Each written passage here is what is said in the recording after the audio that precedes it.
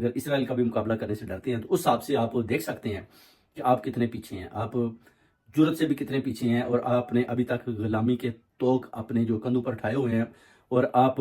حق اور سچ کے ساتھ نہیں کھڑے، اس لیے آپ اللہ اور اس کے رسول کی بھی نافرمانی کر رہے ہیں۔ یہ ساری چیزیں سوچنے والی ہیں اگر آپ مسلمان ہیں۔ اگر مسلمان نہیں ہیں تو پھر آپ اس اسلامی جمہوریہ پاکستان کا نام تبدیل کر کے کچھ اور رکھ دیں، آپ اس کو اسٹیٹ بنا لیں، ریاست بنا لیں، یا اس کو آپ کنگڈم میں تبدیل کر لیں، تو اسی طرح بھی پھر شاید کنگڈم کے حساب سے بھی یہ کنٹری ترقی کر جائے، کیونکہ دوسرے ملکوں میں بھی آپ دیکھیں کنگڈم ہے اور وہ ملک بھی ترقی کر چکے ہیں۔ ایک آپ کا ہی ملک ہے، یا ادھر آپ